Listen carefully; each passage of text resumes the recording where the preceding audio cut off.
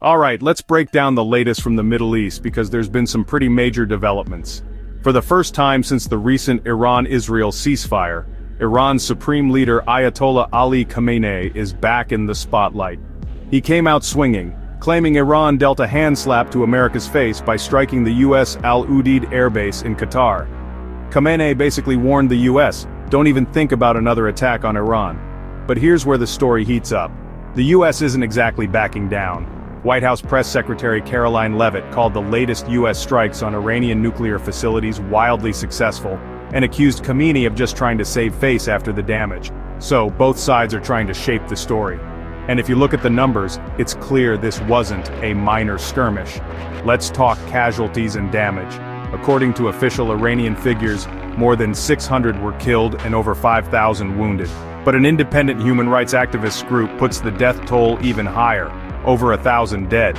Israel also suffered, 28 killed and more than 1,000 wounded after Iran launched over 550 missiles at Israel.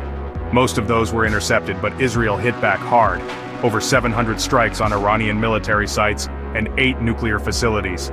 Now the real wild card here is Iran's nuclear program. The UN nuclear watchdog, the IAEA, says US strikes caused considerable damage to Iran's nuclear sites. In response, Iran's parliament is now debating whether to completely cut ties with international nuclear inspectors. That would make it a lot harder for the world to know what's happening inside Iran's nuclear program, and could raise tensions even more. So, what's life like right now inside Iran? There's a cautious return to normal. Some airspace has reopened, shops in Tehran are slowly coming back to life, but that sense of uncertainty still lingers. On the diplomatic front, US President Donald Trump has floated the idea of possible talks. But as of now, Iran hasn't confirmed any negotiations. Tensions remain high.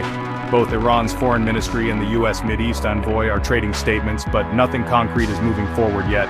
Here's the bottom line: after a dangerous escalation and some of the most direct attacks between Iran, Israel, and the US in years, things are tense, but there's hope for some kind of dialogue. The situation is still fragile, and the world is watching to see what happens next. If you want clear, up-to-date breakdowns of stories like this, make sure to hit subscribe. Thanks for watching, and I'll catch you in the next one.